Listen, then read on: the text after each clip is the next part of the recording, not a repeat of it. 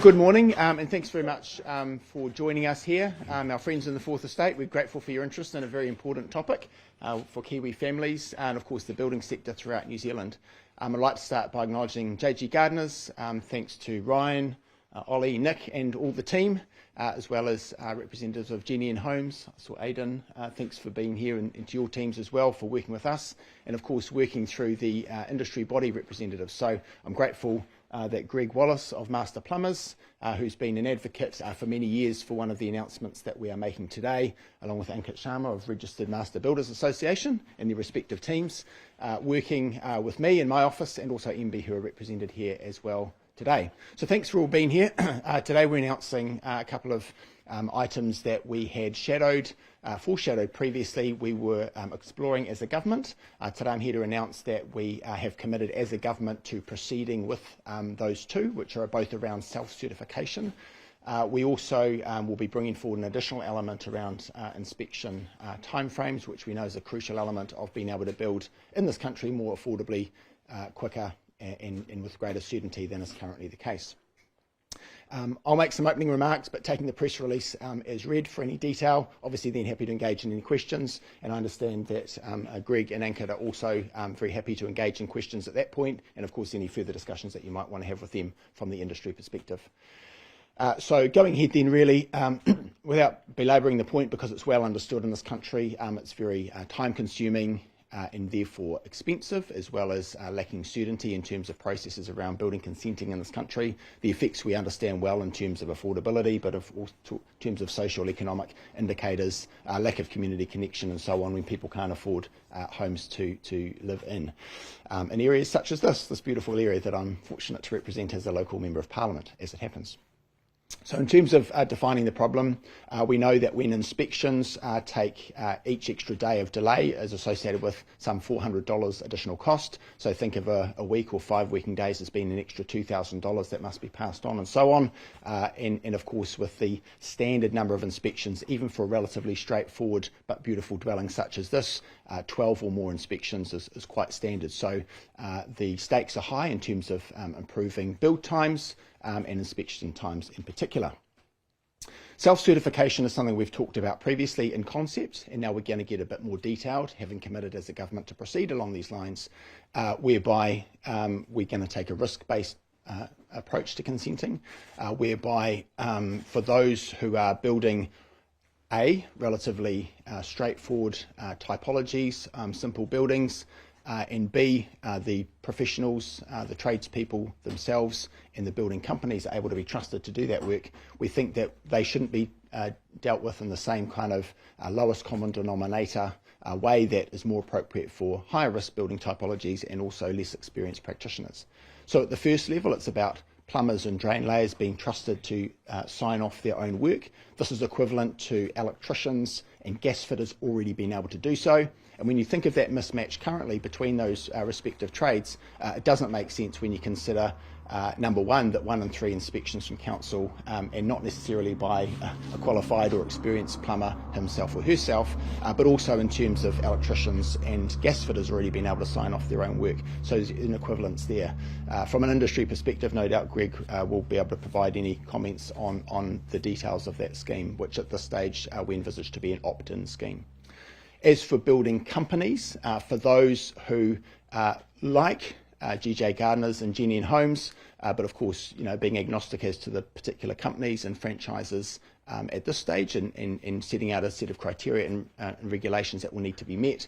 We know that there are thousands of houses of a relatively straightforward design that are built every year in this country that could be achieved much more quickly without needing inspections and consenting from building consent authorities or councils, and knowing the huge benefit not only for those buildings and those respective consumers, the Kiwi families who will live in them, but also thinking about, from a system point of view, freeing up the resources of councils to be able to conduct inspections for more high-risk building typologies and for builders and professionals who are less experienced or might not have so much reputational heft with a track record, adequate means or solvency, and so on.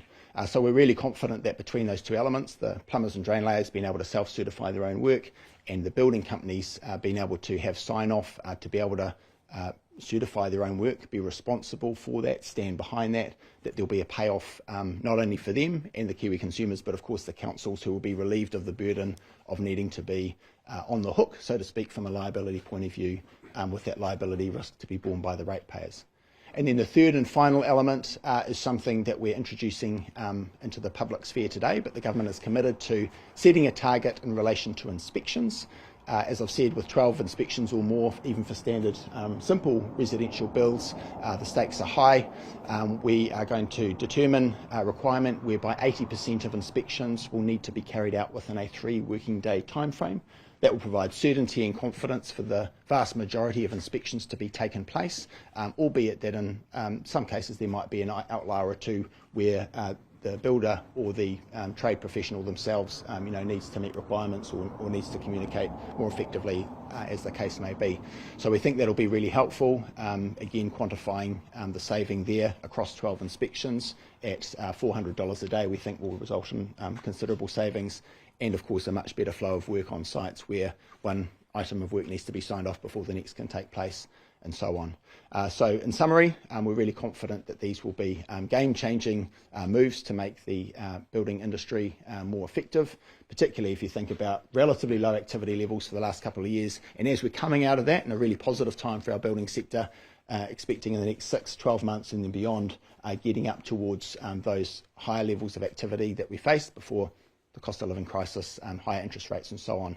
So we're really confident this is the right time to be making those moves. We're not reducing the quality. We know that the responsibility in the right place will be better for all concerned. So with that, again, thank you for being here, and I'll throw over to any questions you may have of me, and of course Greg and Ankit from their perspectives as well. Thank you. Sure. 12 inspections, how many would be done by builders or tradespeople themselves of those 12? Yeah, I mean, it depends. 1/3 of the inspections at the moment are conducted on or in relation to the work of plumbers who will be able to self-certify that work. So immediately you'd be down from 12 to 8 in terms of the number of inspections. But in relation to self-certifying at the building company level, no inspections would be needed, precisely because it would be qualified, experienced professionals within and under the banner of that building company that would simply self-certify that work as having met the building code. So there'd be no inspections required to that. And of course the point is that that would free up resources for other building types of a non-simple nature, and that might be, for example, those that don't meet the criteria of NZS 3604. But we can work through that detail in terms of that regulation that'll come out soon. And what safeguards are in place?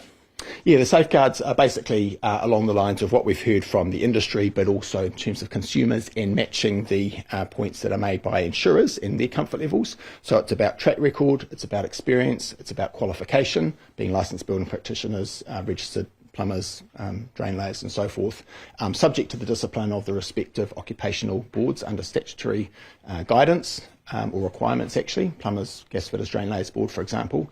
And of course, any kind of licences for self-certification would be subject to ongoing requirements that they have, that the quality assurance frameworks that they've told us are in place are in fact working well. So you can imagine an audit or sampling type of regime to ensure that that continues to work through time.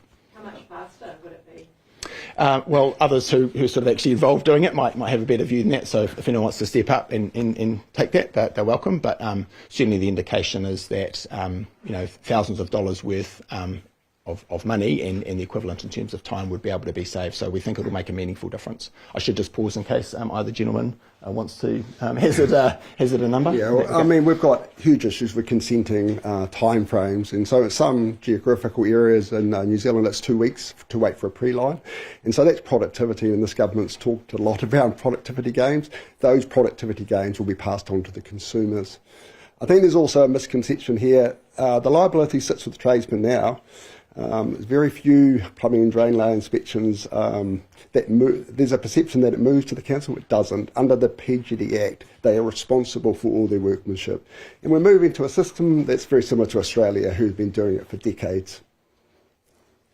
I'll just add, in terms of guardrails, this probably presents an opportunity for us to start modernizing our systems and improve productivity. So we could use solutions like virtual remote inspections, artificial intelligence, to put some guardrails around self-certification to ensure the systems are not only efficient, but we can also have some quality checks using technology to make sure we continue to have strong focus on quality and delivering good outcomes for homeowners. Good one, thanks. You mentioned at the last announcement that there was some talk about reforming the building consent organisation and how that's set up. Is there any progress with that? Yeah, no, thank you very much. To me, it's a related question because the overall frame is that we want a risk proportionate approach and thinking about where the liability sits. And as Greg's rightly said, on the face of it, actually, technically, the liability does still always sit with the building professionals, but we know that councils, of which there are 66 throughout the country that are each their own building consent authority, they can be on the hook for up to 100% because they're joint and severally liable. So two things. One is, as you've quite rightly noted, we are still interested and determined to reform the structure of BCAs, and we know that there will be a role for, at least theoretically, and I'm confident that in fact there will be a role for private building consent authorities, in conjunction with some sort of public sign-off through local government, and we've received good feedback from those who are within regions where they wish to consolidate their functions of being BCAs across boundaries of councils in a particular area. And the other one is in terms of liability, which at the moment is joint and several in nature, and again I'm very interested in and will be recommending to ministers some different scheme than what we've got at the moment, but I can't confirm to you today exactly what that might look like. But don't be surprised if there's something more along the lines of proportionate liability as seen in other countries like Australia. And how do you quell concerns that this could lead to another leaky homes crisis, for example? Yeah, look, it's a very fair question because, of course, we should be, rightly concerned or interested in the questions of quality. But we're really comfortable and confident that that won't be the case, that there's any lessening of standards. Number one, we're not reducing the standards in the building code. There's no lowering of the standards. All we're doing is finding a way that will be more efficient to determine that the standards have been met and actually increasing the accountability or liability or responsibility of those who are doing the work as compared with the councils being on the hook for it all. We think that will be an improvement actually because there'll be every incentive for those signing off the work to ensure that it does meet those standards in the building code. On that, I'll just pause in case either gentleman has any points to add along those lines. Look, I just think with remote inspections that's been trialled in Tauranga and Auckland, been very successful. We've got tools like Artisan and Zeit, and their video and photo evidence, and we hope that there will be a database which will give consumers real trust and confidence. As Ankit has said, with the development of AI in the building industry, it's like using that photos and those videos and running it through an AI screening, and it can prove that the work has been done to the relevant code. So that technology advance we really got to take the advantage of because of the productivity gains we'll get from it. And if I could just add actually to Greg's excellent point there, and as previously mentioned by Ankit, we'd previously talked about the possibility of making inspections remote visual in nature by default and carving out specific scenarios in which that couldn't take place. We've decided actually in response to feedback, having heard the consultation outcome, that actually people preferred there to be a standard as to timeframes and the flexibility to meet that in a different way, including using remote visual inspections, should more appropriately sit with the BCA, the council, to determine what's appropriate for the particular build. So we've heard that feedback, and it's been part of a collaborative effort in terms of central government listening to local government, genuinely trying to make their life easier, but also, of course, with the feedback and with the work that's been done by the sector in conjunction with councils, for example, Auckland, which is the local one here, as Greg has mentioned. So there's been some positive moves already, and we want to be enabling and affirming in that space. And you mentioned trying to get BCAs to complete 80% of building inspections within 3 days. So how do you make that happen? Do they need more resources? Well, I actually think by removing the need for a number of inspections already, both for the building companies and perhaps up to 3,000 homes across New Zealand not needing to be part of the regime of inspections, and of course a third of all the remaining inspections then not being needed because the plumbers and drainlayers will be able to sign off their own work, we think actually there will be much less drain on their resources. So we think, if anything, they won't need to have so much resource from a human resource perspective, and staffing, can be challenging, particularly in remote areas or when the building sector is hot, so to speak, and getting appropriately qualified council inspection officers. But we also know now, with relatively low activity levels compared with what we expect in the next 6, 12, 18 months and beyond, we know that the resources would be much better utilised in terms of those high-risk typologies again.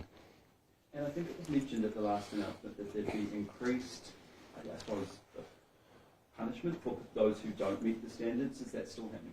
Yeah, I mean, we've talked a bit at that previous announcement of the commitment in principle to explore, and in the meantime as well about what we're calling cracking down on cowboys, which you can imagine from the name of that bit of retail politics is really about understanding that where there are relatively few, but some who are building to lower standards or perhaps don't have good ethical ways of operating or aren't well solvent such that they can meet their responsibilities in the event of defect failure. We are really interested in and will continue to provide the tools for those respective professional bodies, the occupational licensing bodies under the respective Acts of Parliament, to actually be able to crack down hard on those that aren't meeting the standards. So that's the quid pro quo in terms of also being more trusting of those that are well able to meet their responsibilities. So that's still being worked on? Yeah, absolutely. Yeah, we'll continue to work on that, and that's been in conjunction with those respective boards, and those will come through in regulations in the coming months. Was there any difference in opinion between the three parties making up the government on this policy?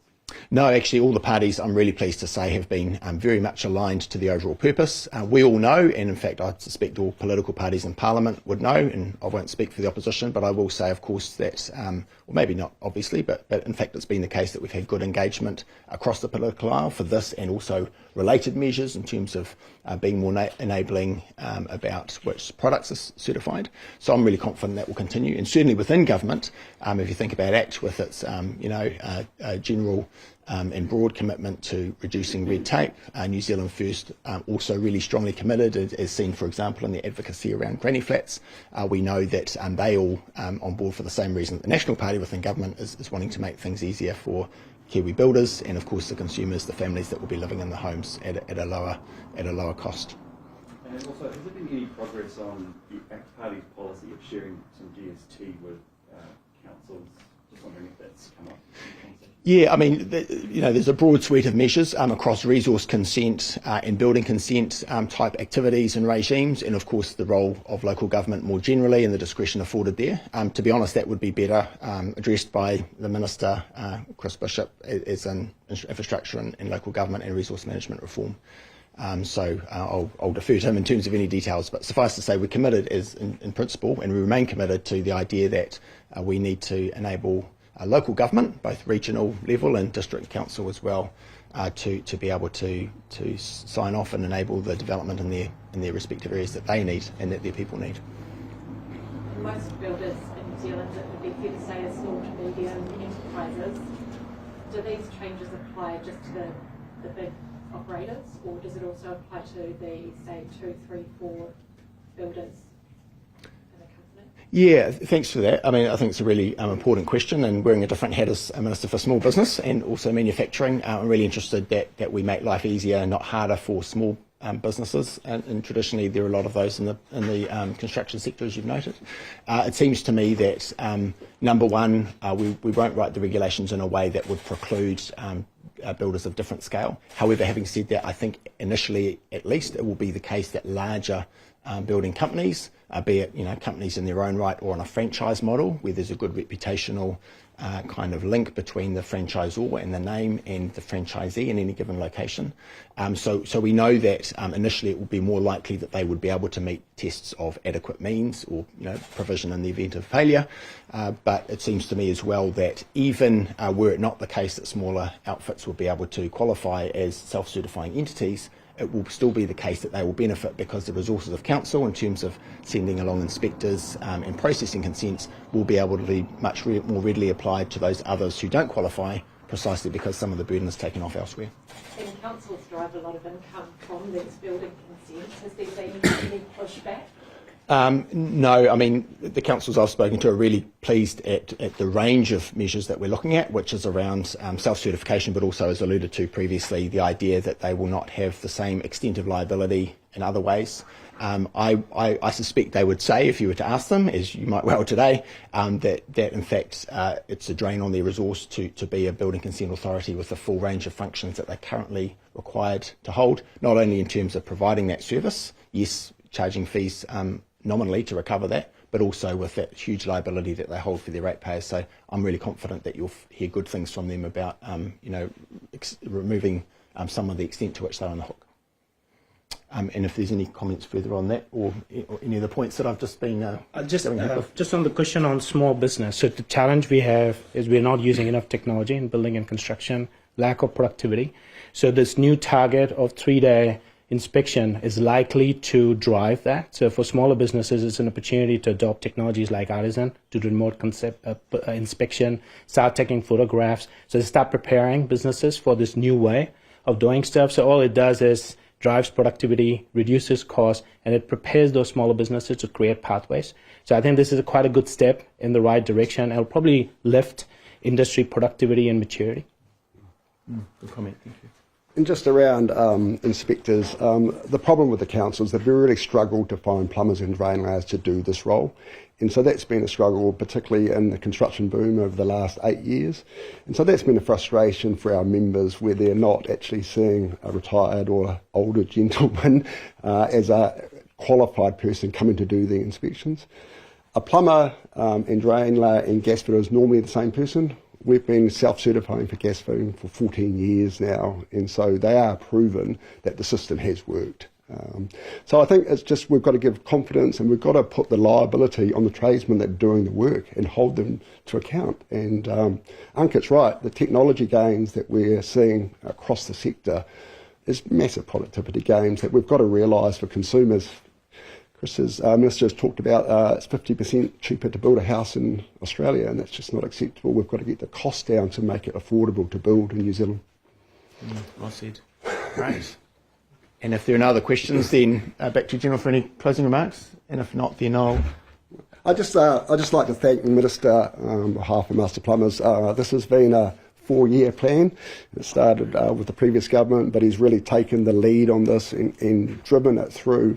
We're very pleased. We've got cross-party support as well through Kieran McNulty, but Minister Penk has really driven this initiative, and it's going to make a real difference for our members and the construction sector. So thank you. Oh, great. Thanks very much. That's nice to hear, because I thought you'd taken the lead, and we were merely just smart enough to listen to credible voices in the sector. So for you, Greg, Master Plumbers, and you, Ankit, for Registered Master Builders Association, of course all the others within industry who have engaged with us, and of course with MB, we're really grateful. So thanks very much to everyone for their attention. Thanks again to GJ Gardeners, including here in rural northwest Auckland, Aidan from Genian Homes as well. We're really grateful for the chance to bring forward some changes that we're really confident will help to make a great difference in the New Zealand building sector and for Kiwis across the country.